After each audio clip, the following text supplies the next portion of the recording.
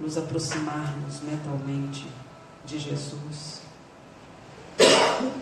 encostando a nossa cabeça no seu ombro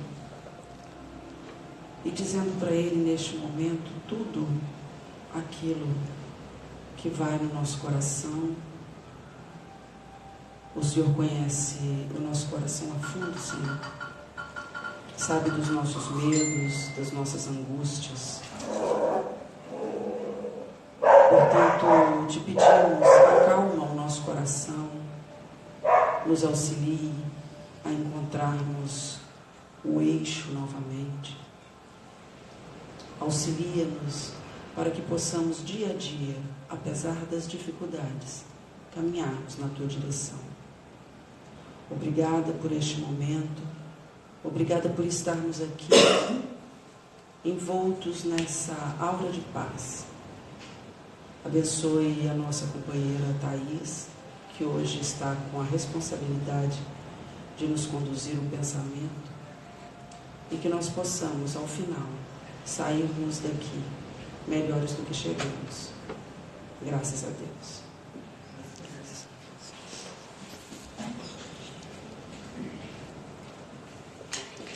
É sempre uma tarefa muito difícil falar aqui nesse GE, que é a nossa casa.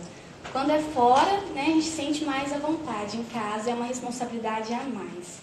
E hoje eu venho trazer o tema que é simplificando a vida. Quando eu falei, eu vou fazer o tema simplificando a vida, eu sempre falo para minha mãe, todas as palestras que eu vou fazer, ela falou assim, mas o que é simplificar a vida? Significa que a vida é simples? Eu falei, não. São métodos para poder a gente ter uma vida mais saudável, uma vida mais feliz. Que muitas vezes nós complicamos muito as nossas vidas. E certa feita eu trouxe um estudo, aqui foi o primeiro estudo, que foi o jugo leve.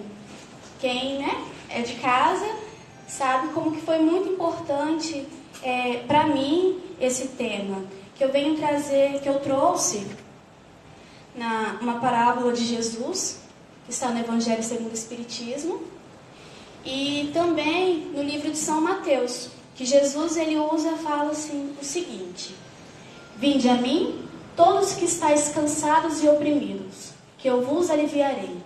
Tomai sobre vós o meu jugo e aprendei de mim, que eu sou manso e humilde de coração, e encontrareis descanso para a vossa alma, porque o meu jugo é suave e meu fardo é leve.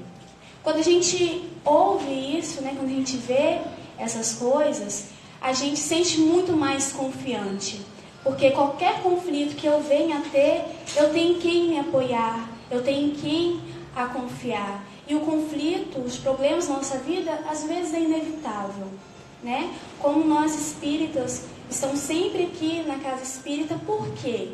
A gente vem em busca de quê?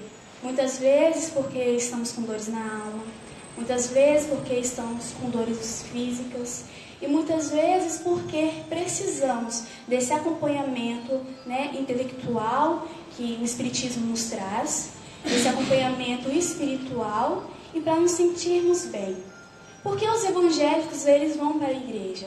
Para estar mais conectado com Deus, estar conectado com Jesus.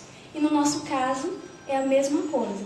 Nós viemos para a casa espírita para nos sentir mais à vontade com Deus, nos sentir mais à vontade com Cristo. Então, quando Jesus ele diz para a gente entregar para Ele todos os nossos conflitos, porque o jugo dele é suave e o fardo dele é leve, eu volto lá na primeira palestra que eu fiz e eu perguntei, será realmente que o fardo de Jesus foi leve? Né? Há 2000 anos atrás, quantas barreiras ele teve que quebrar para trazer o Evangelho para nós? Quantas coisas Jesus ele nos fez para poder dar isso aqui, o amor, a caridade, a fraternidade. Então, quando Jesus ele nos conduz a essa reflexão, onde nós podemos sentir-nos confiantes para perto dele, e diz que entregue o seu conflito para mim, filha, que eu vos aliviarei. A gente pensa, né, em muitos casos, é muito fácil eu ter um conflito, então eu vou para a casa espírita, eu peço para Jesus ali aliviar a minha dor, e pronto. Eu saio feliz, o meu conflito, o meu problema ficou lá. Então agora, bola para frente. Mas não é assim. E quando Jesus veio prometer, ele não veio prometer tirar nossas responsabilidades, nossos deveres. Que temos que ser felizes e abandonar os nossos compromissos e só curtir a vida, né? Como Jesus, ele é o Consolador, muito livro na Bíblia está assim, e o Evangelho também. Ele não é o Consolador porque ele vem tirar a nossa dor, é porque ele veio ressignificá-lo. Isso diz que toda dor é necessária. Quem estuda o Edson, né, o Livro dos Espíritos, o Livro dos Médiuns, ou qualquer outra obra espírita, vê que nós, como encarnados, nós passamos por muitas provas para a nossa melhora, né? É como se fosse uma doença ou a dor. Por que nós ficamos doentes? Por que nós sentimos uma dor de cabeça? Nós sentimos essa dor para saber o que tem de errado em mim. Então, se eu estou com uma dor de barriga, essa dor é um alerta para mim não poder procurar um médico, não poder procurar uma ajuda. E os nossos problemas físicos, espirituais e emocionais é a mesma coisa. Então, às vezes a gente está com um conflito, com uma angústia. Então, nós viemos aqui para a Casa Espírita para poder conversar com Deus. Em casa é a mesma coisa. A gente não precisa estar na Casa Espírita para falar com Deus, para conversar com Jesus. Mas nós viemos aqui por quê? Porque aqui existe um vínculo familiar, né? Existe uma afinidade. Eu, como Thaís, trabalhadora da SGE, eu tenho um vínculo com o Marcos, com a Valma, com a Dalgisa, praticamente com todos vocês, porque todos os rostos aqui é conhecido. Então, por quê? Porque eu me sinto em família, eu me sinto em casa. Então, qualquer angústia que eu venha a ter, eu vou sentir confiança em desabafar com a Valma, com a Gisa e com qualquer um. Mas aqui é uma casa de Deus. Então, aqui eu tenho quem conversar, porque é Deus. Então, quando Jesus ele veio consolar dizendo: filho, não se desespere, pois essa dor vai te regenerar. Hoje o estudo que eu trouxe é para falar sobre o nosso trabalho. O nosso trabalho de hoje, o que nós fazemos na quarta-feira. Porque muitas pessoas vêm para aqui, para a nossa casa espírita, né, para receber o passe, a fluidoterapia. E não sabe para que serve, não sabe como que é. Às vezes a gente orienta, né, olha, você precisa evitar de comer isso, você precisa fazer mais exercício, e não sabe onde essa intenção é, e não sabe para que isso. E muitas vezes a pessoa sai angustiada e a gente só dá um tapinha nas costas e fala: filho, você não está bem. Você está bem, quer dizer, isso não é um problema espiritual. Porque como nós estamos na casa espírita, a primeira reflexão que vem, eu estou com problema, é influência espiritual. Eu estou acompanhada, isso daqui é alguma coisa que está fazendo para poder eu cair. E a vida não funciona assim. As coisas não é assim. Então, vamos adentrar dentro da dor. Eu já trouxe isso, então quem ouviu, finge que não ouviu, viu?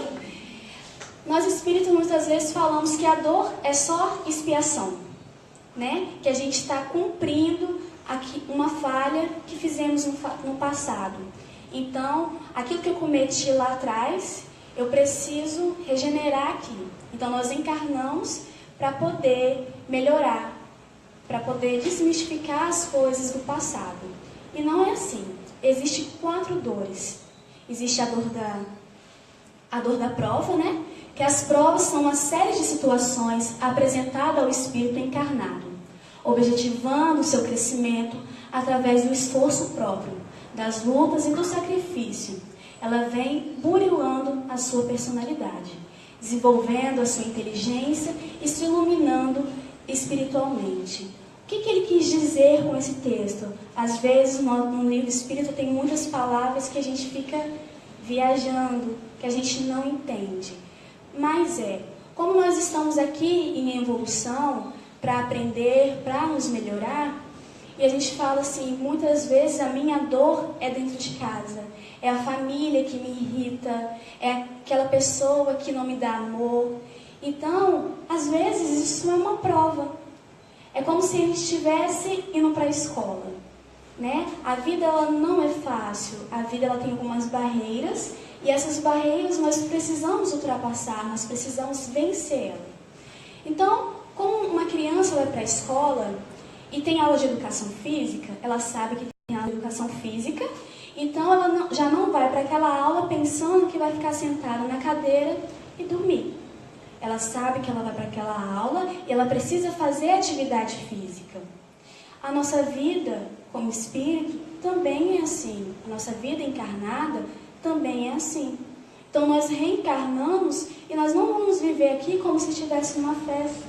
Nós não vamos viver aqui como se fôssemos adolescentes desequilibrados, que só estamos aqui para curtir a vida.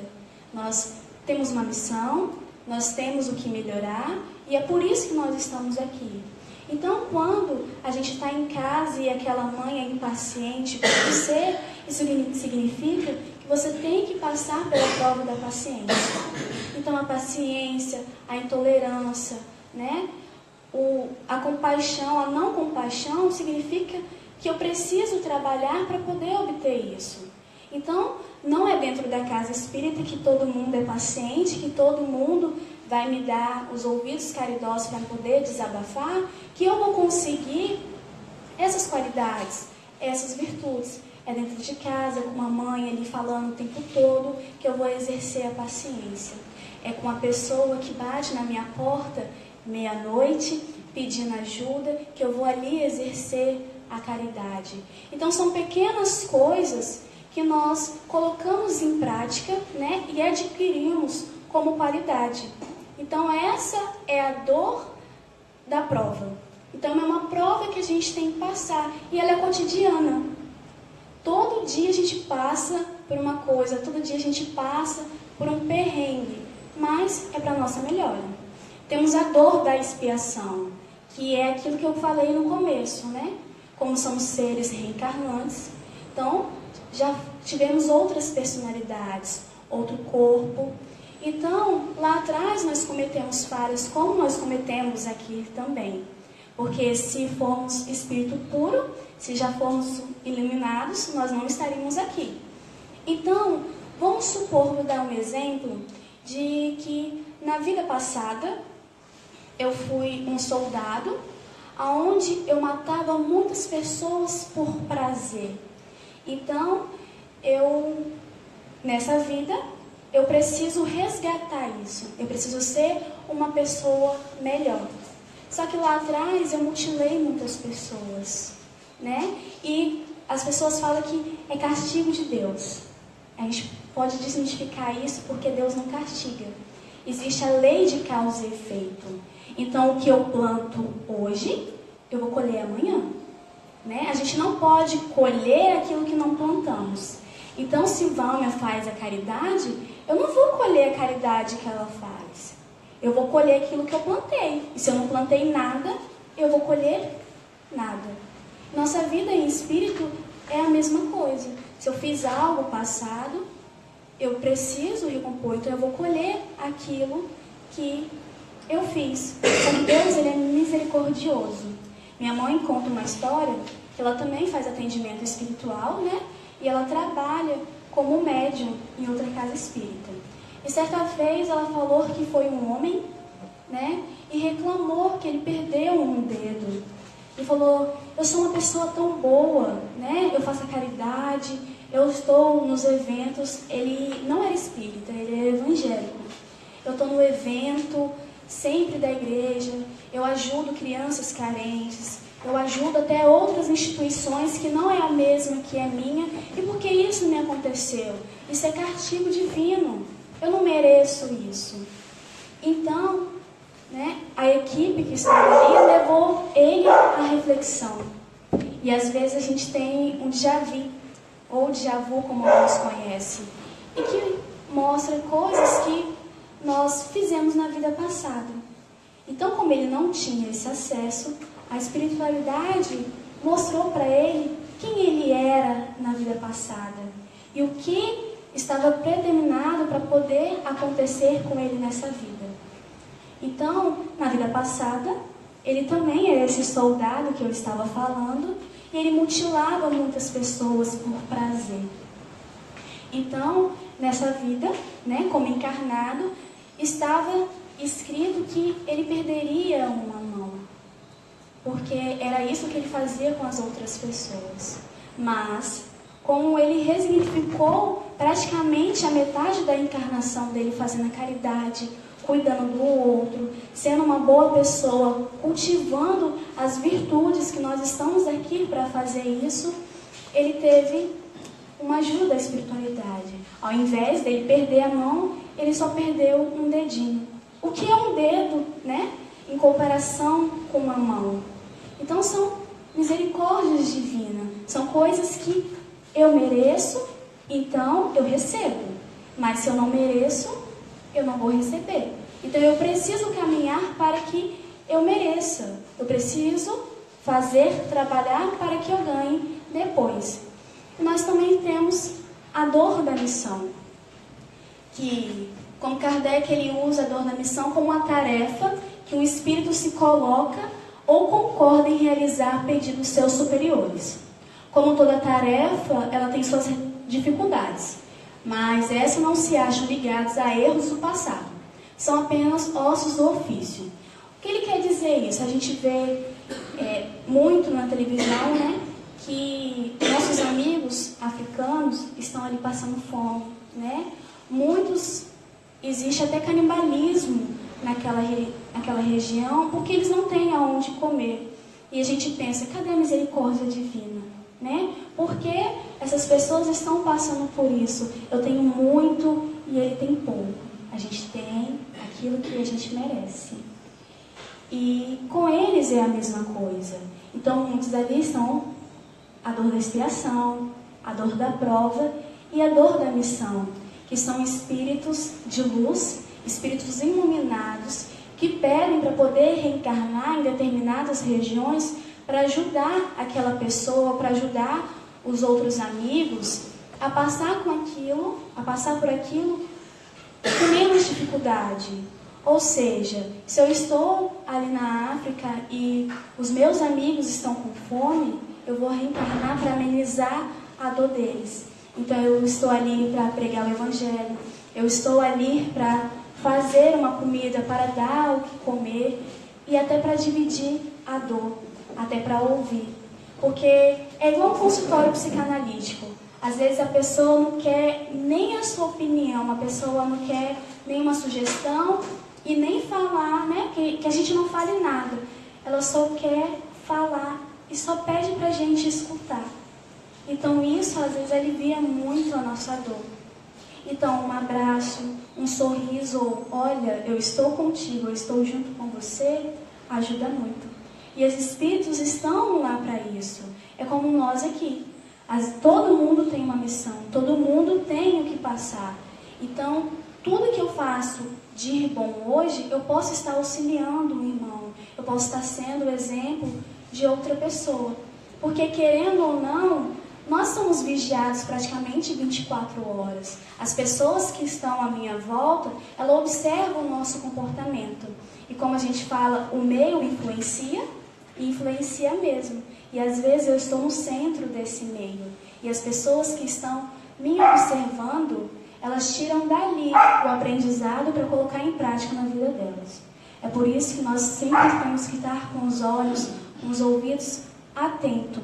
Aquela famosa frase, orai e vigiai. Falando em frase, tem uma frase que quando eu estava fazendo essa palestra, um amigo evangélico, ele me mandou uma mensagem, que ele fala que a mulher, né, a mulher sábia, edifica o seu lar. Mas como eu sou um pouquinho feminista, falei, por que a mulher sábia edifica o lar? Se eu não quiser, ele que faça o dele. E eu nunca levei essa frase para dentro do espiritismo. Como eu sempre falo que somos espíritos reencarnantes, né? Estamos sempre reencarnando para poder melhorar. O que é minha casa como espírito? O meu corpo. Então, quem é sábio, como homem, como mulher, vai fazer de tudo para a sua casa estar limpa, vai zelar a sua casa e vai cuidar da sua casa. Porque isso daqui é um empréstimo de Deus, né? Então, quem é sábio vai cuidar para devolver saudável. Então, quando a gente fala de dor, eu já trouxe 3 para as minhas que chegam agora. A dor da missão, a dor da expiação e a dor da prova, que está no livro dos Espíritos e também no livro dos Médiuns traz também. Só que existe aquela dor que nós criamos. Existe aquela dor que está aqui no nosso pensamento. Quando o paciente vem para o nosso consultório, eu sempre pergunto, qual é a dor, né, física, qual é a dor real e qual é a que você cria? Porque muitas vezes nós que criamos a dor, como a aflição, a ansiedade, ela está aqui, ó, no nosso inconsciente. Então isso nós criamos. Quando nós viemos para a fluidoterapia, nós trazemos essas doenças, essas mensagens. Então, como o tema é simplificando a vida, eu trouxe aqui algumas doenças que é trazidas para a gente, né? Giza está lá dentro, a Valmer também e o Marcos, e sabe algumas coisas que se passam com as pessoas que vêm aqui procurar esse tratamento espiritual. E muitas delas não é obsessão, muitas delas não é prova, não é missão, e são coisas que nós criamos. São coisas que nós adquirimos na nossa vida por pensamento. A fé não move montanha? Então, o pensamento move o mundo. O pensamento move o meu espírito e move o meu corpo. Então, eu vou trazer aqui as doenças psicossomáticas. É um nome difícil, chique de se falar, mas não é nada mais, nada menos que as doenças que nós mesmos produzimos. São somatizações do nosso inconsciente, somatizações do nosso corpo. Então, quando alguém chega aqui na casa espírita com algum sintoma de alcoolismo, que a gente sabe que alcoolismo é uma doença, né? Não é um estado, é uma doença. Mas no fundo, ela é a fuga da realidade. Então, eu fiz uma live essa semana, a gente faz um trabalho em outra casa espírita, que é distribuir comida para moradores de rua. Então, sexta-feira eu fui e eu vi um senhor sendo chutado por alguns adolescentes. E aquilo me cortou o coração. Porque atrás daquele homem alcoolizado, existe uma pessoa, é um ser humano, que tem família, que tem filhos, que tem esposa, e é gente como a gente. Então a gente tem que aprender a tratar melhor as pessoas. E o que é o alcoolismo, né? É o sentimento de futilidade. Eu sempre dou exemplo de alguém pessoal, né? Alguém próximo. Então, vou sempre usar a família, porque aí ninguém pode me processar. Eles podem brigar comigo em casa, mas não podem me processar. Então, quando o meu pai, né, ou minha mãe e alguns irmãos têm problema dentro de casa e a gente não quer encarar isso, a gente foge. A gente quer fugir dessa realidade. E qual o mecanismo mais próximo que está ali oferecendo para a gente todos os dias do que o álcool? Então, quando alguém vem, quando vocês vêm, olha, eu estou no álcool, eu não consigo parar de beber e eu tenho certeza que isso é um problema espiritual. São os espíritos que estão me mantendo ali nesse vício. E não é. Foi uma fuga e foi uma escolha. No entanto, né, como os espíritos eles se aproximam por sintonia, se eu estou com uma sintonia boa, quais espíritos vão estar perto de mim? Espíritos bons. Se a minha sintonia está ruim, simplesmente vão vir aqueles espíritos que estejam na mesma sintonia que a minha. Mas o alcoolismo não é um problema espiritual. Ele é um problema emocional. É porque eu estou com medo de encarar aquilo que eu estou passando. Às vezes a gente vê, é uma separação. Eu não consigo lidar com a dor da separação. Eu não converso com minha dor. Então eu vou fugir daquilo. É um luto. Minha mãe, meu pai, alguém próximo faleceu. né, desencarnou, e eu não consigo lidar com aquilo. Então, para amenizar a minha dor, eu vou fugir para o álcool. Tá vendo que não é um problema espiritual, não é espírito que influencia isso, é apenas as escolhas que eu faço, é emocional, está no meu inconsciente. Então eu preciso trazer isso para a consciência e conversar com a minha dor. Outros problemas que a gente às vezes detecta ali é um problema na bexiga, né? Na zona ali urinária. Então, as pessoas que têm muita ansiedade, né? Que têm resistência contra as novas ideias, as pessoas que seguram a dor para si mesmo, é uma psicossomatização. Como o meu corpo ele não aguenta tanta pressão, ele vai somatizar em forma de doença. Então, às vezes, eu estou com um problema, eu vou no médico, passo por certos exames e o médico fala, não é nada. Não apontou em nada, você não tem nada. Então a gente sai do hospital falando que aquele médico ali não serve para nada. Não sei para que ele estudou, porque eu nunca tenho nada, só que eu estou sentindo dor. Porque fisicamente, fisiologicamente, realmente você não tem nada. Está tudo aqui. Então, por isso que a gente fala, converse com essa dor, né? Fala para o outro, às vezes o outro tem uma opinião diferente. Só que nós temos vergonhas de falar do nosso sentimento. Nós temos vergonhas de falar da nossa dor. Então, quando eu chego para a Val e falo, o que você está passando? Você quer conversar?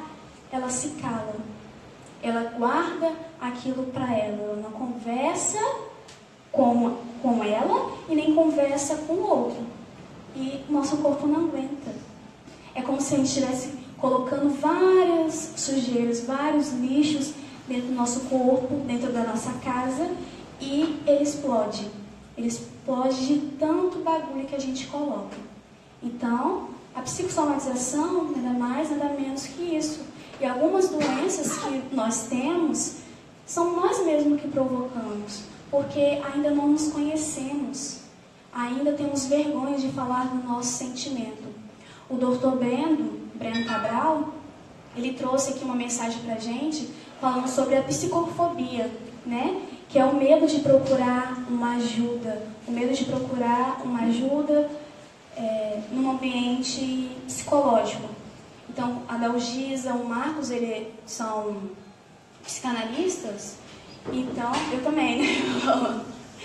Então, as pessoas às vezes têm vergonha até de ligar para a gente e marcar.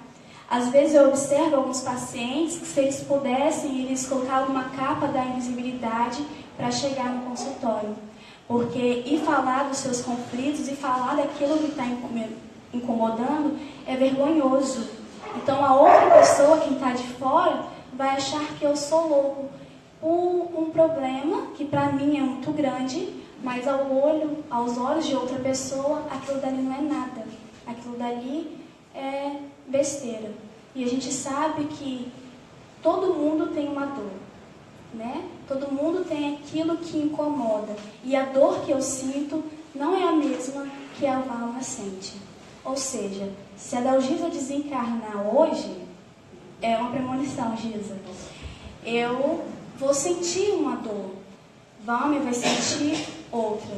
Então, se Valma cai na cama sentindo muita falta da Gisa, eu não tenho o direito de falar, olha, isso é besteira, porque eu passei por esse luto, assim, tranquilo. Isso daí, você está fazendo o quê? Você está fantasiando, isso daí é besteira. E daí a gente fala, quanto eu sou ignorante para não me colocar no lugar do outro. Vamos lá, cisto. Só que tem um ano, né, a gente está nesse trabalho, eu vi muita gente procurou a gente porque estava com isso. Inclusive, o meu pai está com 2. Ele está assistindo, por isso que eu estou falando, e eu estou falando para ele por quê, né? É a criatividade sufocada. Às vezes a gente trabalha numa empresa, a gente tem muita ideia para colocar ali em prática, mas nós temos vergonha daquilo. Então eu guardo toda a minha criatividade para mim. E aquilo me corrói, porque eu sou capaz de fazer algo, mas eu não tenho coragem de fazer isso. Então isso ele gera também o cisto. E muita coisa também é relacionado à culpa pelas ideias que deram errado. Meu pai está assistindo, eu vou falar diretamente para ele. Né? Em relação ao casamento, às vezes o casamento da gente não dá certo. E o casamento, o emprego ou qualquer outra coisa. E às vezes a gente fica se culpando. Poxa, eu podia ter feito diferente. Eu podia ter tomado outro tipo de atitude. E essa culpa, essa pressão que a gente vai colocando dentro da gente, vai sim somatizar em forma de doença. Porque fica tudo dentro e a gente tem que colocar para fora. Lembra quando Jesus diz, entregue os seus conflitos para mim, que eu vos aliviarei? É isso. É conversar com aquilo que me incomoda. É deixar, é libertar. A gente não precisa segurar. Né? Quem controla tudo é Deus. E nós não somos Deus. Então, eu preciso abrir mão das coisas. A alergia. Eu tenho uma paciente que é muito engraçado quando eu descobri que a alergia dela era uma psicossomatização. Só que foi um caminho assim, muito longo para descobrir isso. Porque ela tem alergia desde nascença. E eu falei, gente, da onde surgiu isso? Porque ela tem alergia a tudo. Tem tudo que for de it, ela tem. E principalmente a poeira. Então o quarto dela não podia ter nenhum urso, tapete, cobertores, porque acumulava poeira. Então ela tinha uma crise enorme. Então isso na análise, a gente conversando, eu cheguei lá no nascimento dela. Quando a primeira vez que ela foi ver a luz, foi ver a mãezinha, na hora do parto, o cordão umbilical sufocou. E ela ficou com medo. Ela ficou com medo da morte. E esse medo somatizou no seu corpo, no seu sistema imunológico, trazendo a alergia. Então, às vezes quando a gente tem muito medo de tomar uma atitude, medo de algo, significa o quê? Que a gente não confia na gente. Então a alergia às vezes é que talvez você não confie mais na força que possui. Você pode estar em dificuldade de lidar com o meio aonde vive. Fica nervoso, irritado com as atitudes de outras pessoas, com quem você convive. A agressividade reprimida. Tem muita gente assim, que a gente fala, olha, ele é muito calminho, ele é pacífico, você pode fazer qualquer coisa com ele porque ele não vai te atacar, ele não vai te fazer nada. E aquela pessoa está por dentro, igual a Nazaré, querendo jogar alguém da escada. Então, aquela agressividade dela reprimida pode ter, fazer com que ela tenha um ataque alérgico. É igual a gripe. Todo mundo aqui já foi gripado. É impossível que não. E às vezes falam, não, a gripe não é uma psicossomatização, Thaís. Ela é só a baixa de imunidade. Então, se ela tem imunidade baixa, vai adquirir a gripe. Sim, mas ela é sim uma psicossomatização. Vem daqui. Vocês podem observar que quando vocês estão gripados, observa 3 dias antes, se você não passou por um trauma psíquico, né? Um trauma emocional. Esses traumas eu me refiro a uma tristeza, alguém apontando, né? Julgando, a opressão. Então, se vocês passaram por isso e ficou abalado, e aquilo ali passou batido, logo vocês vão ficar gripados. Não é só uma doença viral, não é só uma simples gripe, é emocional.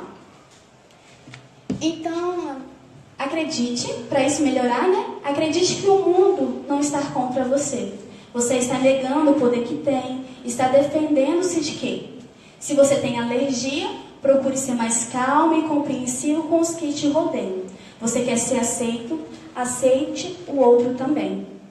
E às vezes é muito difícil, né? A gente às vezes quer colocar as nossas ideias sempre em prática, quer que o outro aceita sempre a minha opinião e eu me recuso a aceitar do outro. Então isso vai desencadear sim uma alergia quanto outros problemas. Eu falei, né, ontem sobre a dor de coluna. Muitos jovens falam assim, a dor de coluna só vem com a idade. É um mito. Porque eu tenho 22 anos e eu morro de dor de coluna. E tá aí, né? Eu só tenho que tomar vergonha para poder me equilibrar ali dentro das coisas. Mas hoje tem jovens de 15, 16, 17 anos que tem desvio na coluna, né? Que sente dores na coluna. E a dor de coluna não é nada mais, nada menos do que uma psicossomatização também. Sabe aquelas pessoas, principalmente mãe? Mãe é uma coisa sinistra. Ela pede para o filho ir lavar a louça. Aí o filho vai lá, na boa vontade, lavar a louça. E lava tudo, deixa a pia limpa. A mãe fala, isso aqui tá cheio de gordura. Você não sabe fazer nada. E vai lá e faz tudo de novo. Então a dor de coluna, observa a pessoa que tem dor de coluna. E geralmente ela quer fazer tudo sozinha.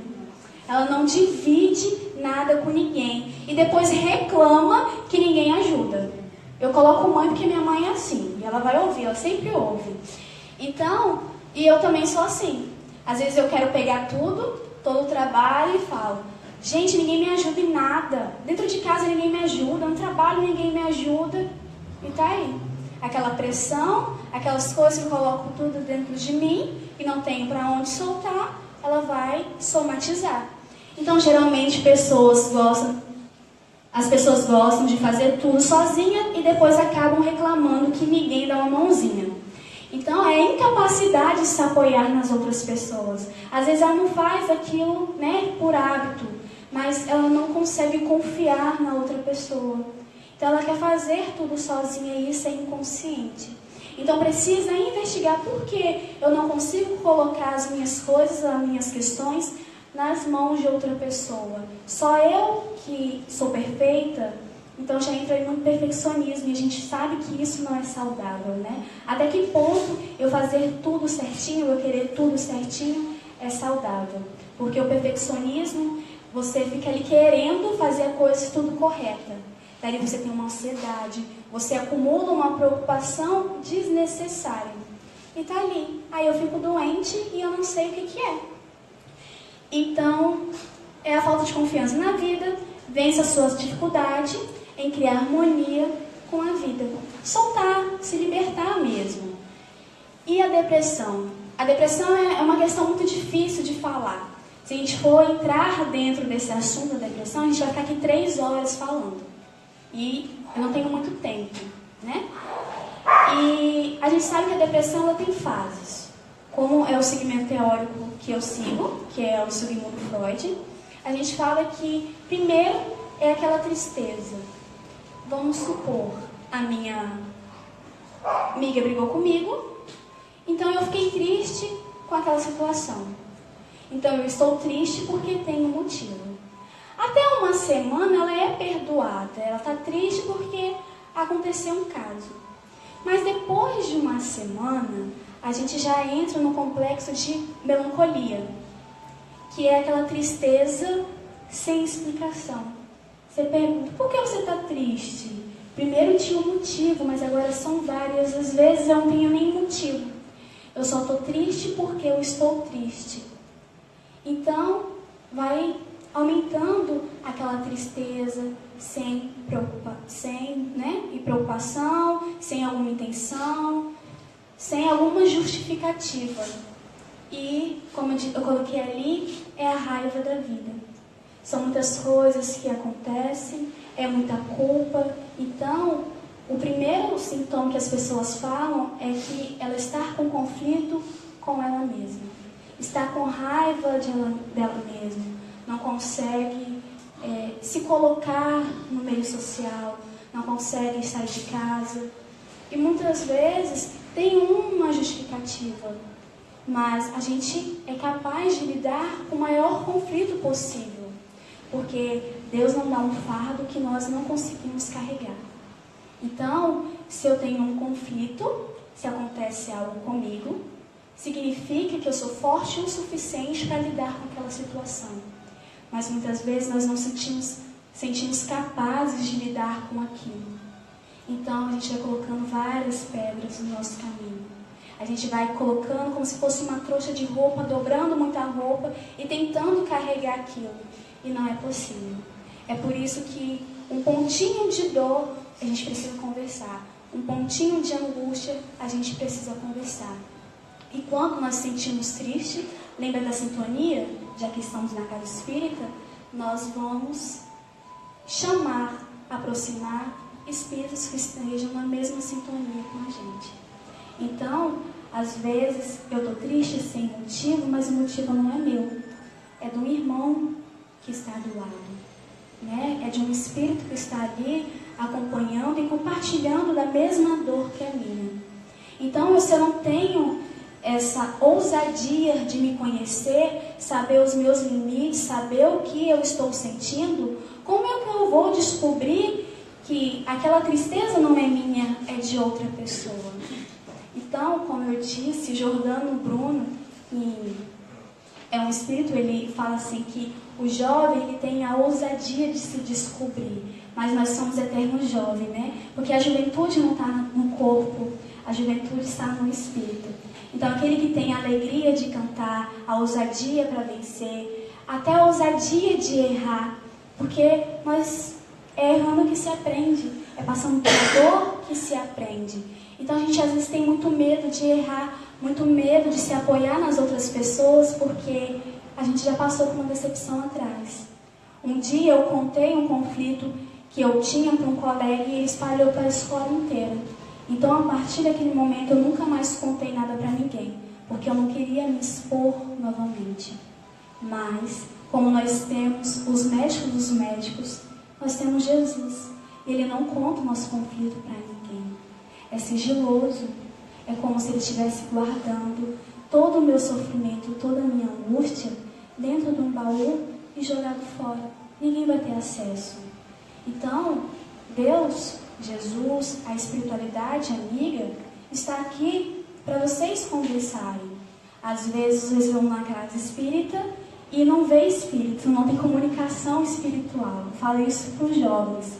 Como que vocês vão para a casa espírita e vocês nunca ouviram nenhum espírito? Qual é a comprovação que vocês têm que a espiritualidade existe? Porque vocês nunca perguntaram, nunca falaram, nunca se colocaram em disposição de falar: olha, eu tenho um mentor espiritual? Será que eu consigo ter acesso a ele? Porque eu não sinto. A gente não deve ter vergonha de perguntar pequenas dúvidas, coisas do nosso cotidiano e coisas que me incomodam. Porque eu vejo assim, na reunião mediúnica, nosso mentor da reunião aqui é Zé Grosso. E às vezes ele pergunta: como que você tá, Vilma? Como que você tá, Jailson? Jailson nem participa, já deve estar pensando em mim. A Dalgisa. E eu pergunto coisas bobas, mas são dúvidas minhas. Certa vez eu perguntei a Zé Grosso se eu ia morrer de doença de Chagas, porque eu tomava muito açaí e o açaí estava contaminado. Mas era uma dúvida que eu tinha, né? Então, às vezes, se eu saísse daqui e falar: gente, eu não posso mais tomar açaí, senão eu vou contrair a doença de Chagas. E aquela ansiedade, aquela preocupação, e eu iria enlouquecer. Então, eu pergunto mesmo, eu falo mesmo, porque de doença já basta que elas vêm. Eu não preciso criar mais. Então, dores no fígado. Quanto tempo eu tenho, Marcos? Porque quando eu começo a falar, eu não paro, não. 13. Mentira. Verdade. Minha nossa. Vou passar batido. Dores no fígado. As pessoas que acumulam o sentimento de raiva dentro de si. Então, procure liberar mais a raiva e não guardar rancor de ninguém. Quanto mais raiva a gente guarda, pior será pra gente. Então, quanto mais raiva eu guardo, pior será pra mim. Então, é dor no fígado, é dor no rins também. Eu vou adiantando porque eu tenho pouco minuto, eu tenho muito slide aí. No coração, a gente sempre conhece alguém que tem um probleminha no coração. Então, eu observo que o problema no coração são problemas emocionais muito sérios, né? Longamente suportados. Então, a falta de prazer, a rejeição da vida. Quando a gente diz rejeição da vida, está sim se relacionada ao outro e a gente mesmo. Porque nós, às vezes, rejeitamos nossas próprias atitudes.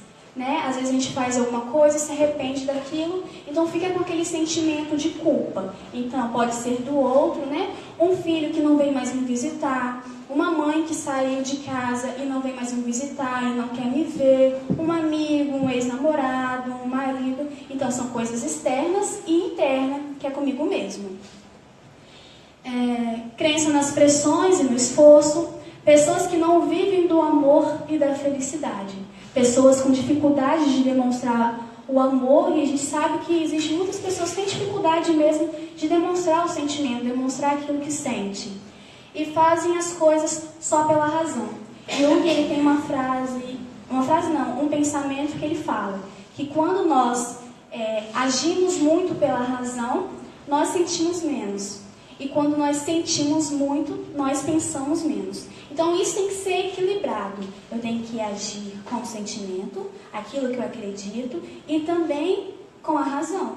Então tem que estar em equilíbrio para a gente não vir a sofrer com nossas escolhas, com as nossas decisões. Dores de cabeça. Todo mundo chega na casa e fala, ai, tô com uma dor de cabeça. Às vezes ela sim é espiritual e às vezes ela é emocional. Então é tensão, a revolta, contrariedades emocionais, sentimentos feridos da autocrítica, falta de autovalorização. Procure harmonizar seus pensamentos, pensar e agir mais com coerência naquilo que você acredita. Se tiver mais, vou pular, não vou essa. Rins. Crítica, sensibilidade, desapontamento, é exatamente na região suprarrenal que as mágoas se acumulam, diminuindo muito a proteção do campo áurico dessa região. Não é por acaso que em situações de separação, que geralmente traz consigo muita mágoa, tristeza e dor, os envolvidos acabam desenvolvendo alguma coisa relacionada a esse órgão, e como é o caso do cálculo renal. Quem tem problemas no rim sabe que está relacionado a isso mesmo. Porque eu tenho e gente. Úlceras. Algo o consome por dentro. Medo de não ser bom o suficiente.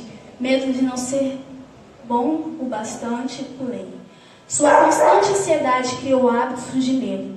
Está deixando algo corroê-lo por dentro. Perdoe e aceite. Agora que seria o mais demorado, que eu ia falar da fluidoterapia. Só que com o tempo vocês vão aprendendo sozinho, porque a gente não tem muito tempo.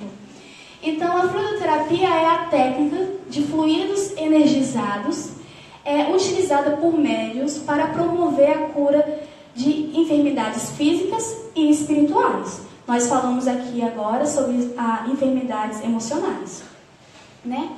Os trabalhos realizados pelos médiuns são assistidos por espíritos desencarnados, ligados ao campo da medicina, que possui conhecimento sobre a saúde física e espiritual do paciente e das leis de causa e efeito. Quando eu vi isso daí, é que me deu vontade de trazer, ali que a dor ensina.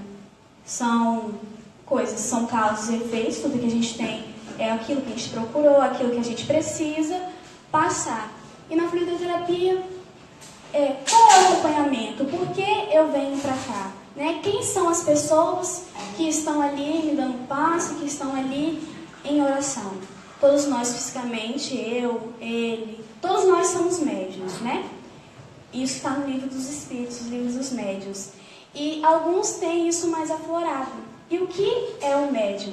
É aquele que intermedia, que está, que tem comunicação com o mundo espiritual e com o mundo físico. Então, o médium é um instrumento da espiritualidade para poder auxiliar os assistidos. No caso, vocês, eu que venho aqui procurar ajuda, um entendimento melhor sobre o espiritismo. Então, quando a gente está ali em tratamento, quando os assistidos estão ali em tratamento, eles estão em mãos seguras. Porque os espíritos que estão ali são médicos. E foram médicos também formados aqui quando encarnado. E lá no mundo espiritual, aqui no mundo espiritual, é como aqui. Então a gente tem médico, a gente tem professor, a gente tem enfermeiro, quem cuida, só que não é visível aos nossos olhos. Por isso que quando vocês entram, a única coisa que vocês vêem é eu, a Valmer, o Marcos, só que aquela sala ali está cheia. Porque a casa espírita, eu sempre digo que é um hospital escola. Nós viemos para aprender, como a escola, e um hospital que nós vamos procurar a cura. Às vezes a cura física, a cura espiritual. Então, quando nós colocamos as mãos em vocês, nossas mãos servem como instrumento para a transmissão magnética humana, que as energias distribuídas pelos espíritos constituem o passe. Do nosso pensamento deve emanar bons fluidos, pois o desejo de curar e doar deve ser de amor constante. É por isso que não é qualquer pessoa que pode estar ali, não é qualquer pessoa que pode estar fazendo esse trabalho. Muitas vezes nós viemos para a casa espírita porque nós queremos desenvolver algum trabalho, mas às vezes nós não estamos capacitados. Então a questão moral, né, os vícios. Então quem está ali dentro não pode, né, beber, não pode fumar, não pode estar com pensamentos ligados à depravação, porque é aquilo o que eu tenho de melhor que eu vou tentar transmitir para outra pessoa. Então a espiritualidade vai usar da minha energia carnal para poder trazer bons fluidos para aquele que está ali assistindo. O sucesso do tratamento representa a soma de muitos fatores, inclusive o mérito do enfermo. Porque às vezes a gente quer algo, só que não é aquilo que a gente precisa no momento. Então, para a gente ter algo, a gente precisa trabalhar para obter aquilo. É igual o dinheiro. Às vezes eu quero ter muito dinheiro, mas eu sei, para mim ter dinheiro, eu preciso trabalhar muito. Porque a gente não recebe nada de graça. A gente planta para depois a gente colher. Então, às vezes a pessoa, eu venho toda quarta-feira e saio, mesma coisa. O que você trabalhou com aquela energia que você estava recebendo? Será que realmente é a hora certa? Então, insista, que uma hora vai. Mas a gente tem que fazer por onde? Então, o médico, ele não pode curar se o paciente, ele se recusa a tomar o medicamento. Então, não adianta vocês entrarem ali toda quarta-feira. A gente tem um desgaste físico também, um desgaste emocional, porque cada um de vocês são parte da nossa família. Cada um de vocês são queridos. Então, quando a gente fala assim, eu amo o outro, eu amo mesmo. Porque quando a gente quer o bem da outra pessoa, tem amor ali. E é isso que a gente tenta passar, tenta transmitir para vocês. Então, quando a gente vai no médico e o médico passa, toma uma dipirona, uma injeção, e a gente se recusa a tomar, a gente não vai melhorar nunca. Até Jesus, que é um dos médicos, e que é também assistido pelo Espírito Maior Deus, na passagem de Lucas, ele fala assim, o Espírito do Senhor está sobre mim, pelo que me ungiu para evangelizar os pobres. Eu trouxe essa passagem para dizer que nós não estamos sozinhos, não é invenção nossa, e quem está lá dentro é assistido pela espiritualidade. Né? Se até Jesus, que é o médico dos médicos, que é o espírito mais iluminado, mais lindo que existe, eu sou apaixonada, ele é assistido por Deus, nós também somos assistidos por espíritos mais superiores que a gente, com certeza. Então, Deus ele enviou-lhe para programar a libertação dos cativos e a restauração da vista aos cegos, para pôr em liberdade os oprimidos e aprovar o ano aceitável do Senhor. E tem uma passagem que eles falam que Jesus, ele curou os cegos, e Jericó, ele pergunta algumas coisas para Jesus. E ele diz assim, ide e anunciai a João o que vistes e ouvistes. O cego vê, os coxos andam, os leprosos são purificados, o surdo ouve e os mortos são ressuscitados. E os pobres, anunciares o Evangelho. Porque a gente tem a cura através da energia, só que a gente precisa sempre estar tomando esse medicamento no Evangelho de Jesus. Então, o aprendizado, o estudo, ele não é um incentivo, ele é como se fosse o repouso. Quando a gente está muito doente, a gente precisa repousar. Então, nós precisamos sim repousar nos ensinamentos de Jesus, nas palavras de Jesus. Isso não era o contexto que eu queria usar entre esses dois, mas como a gente não tem muito tempo. Então, Jesus ele tem uma frase assim, muito legal, que a tua fé te curou, que está no livro de Lucas também. Então, quando Jesus se aproximou de Jericó, um cego estava sentado à beira do caminho, pedindo esmola.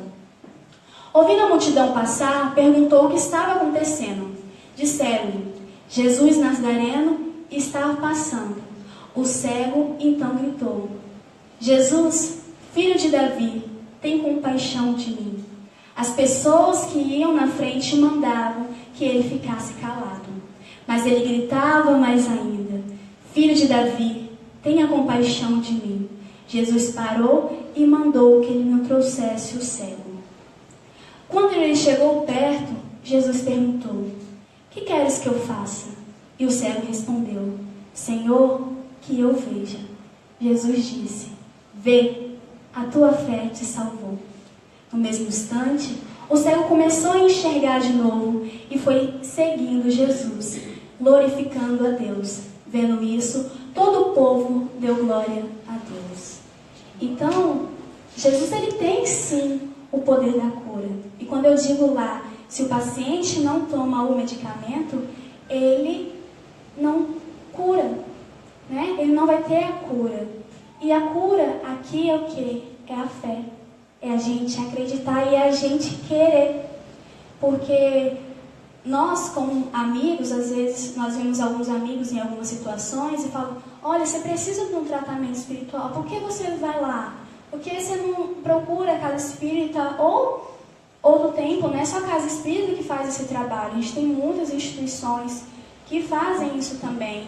E às vezes a pessoa vai por obrigação, porque o outro pediu, e não tem aquele desejo de querer.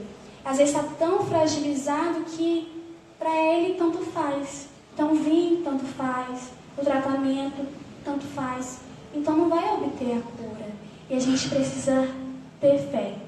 Quando eu trouxe a palestra O Jugo Leve, eu disse para poder a gente se regenerar, para a gente conseguir todas as nossas virtudes, a gente precisa passar por 4 pilares, que é essenciais. Um é o auto-amor, né? Porque quando eu me amo, né, eu vou querer sempre o melhor para mim. O outro é o autoconhecimento. Então, quando eu me conheço, eu sei os meus limites, eu sei o que eu preciso mudar, eu sei como está meu pensamento, eu sei o que é meu, eu sei o que é do outro. Então, o que está fora não vai me atingir porque eu conheço o bastante. E nós podemos evitar a psicossomatização, que é doenças causadas pelos emocionais. E a outra é a fé. Eu preciso querer, eu preciso ter aquele sentimento de crença, aquele sentimento que algo vai acontecer. E o outro, o mais lindo de todos, é Jesus. Porque nele eu confio, nele eu tenho um impulso para poder ter fé, para poder ter em quem acreditar e em que acreditar. E quando as pessoas vêm até nós, a gente, como se fosse uma semelhança espelho, colocamos um espelho na frente dessa pessoa e falamos: o que tu vê? E às vezes aquela pessoa não vê nada. Então, se a pessoa não passa por esses pilares, como que ela vai saber as suas qualidades e que ela é uma merecedora de amor de Deus? Porque às vezes a gente fala: eu não mereço isso, eu não mereço ser assistida por Jesus, eu não mereço esse amor que muitas pessoas vêm a me ter, vêm a me dar, me oferecer. E você é capaz sim. Como eu sou filha de Deus, vocês também são. Então, eu tenho que me colocar à disposição para que esse amor invada o meu ser. Deu horário? Então, é isso que eu quis trazer para vocês hoje. E eu vou deixar só uma imagem, que a imagem é o homem que a gente trabalha, é o homem que a gente confiamos. E nele eu entrego as minhas forças, nele eu entrego o meu coração. E que vocês possam também entregar aquilo que vocês têm de melhor para ele. Ficamos por aqui, né? Eu passo para o Marcos a palavra. Muito obrigada.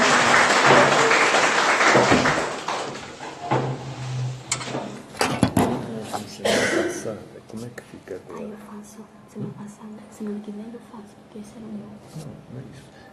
Agora, como é que faz? Agora vai começar... A Valma vai... As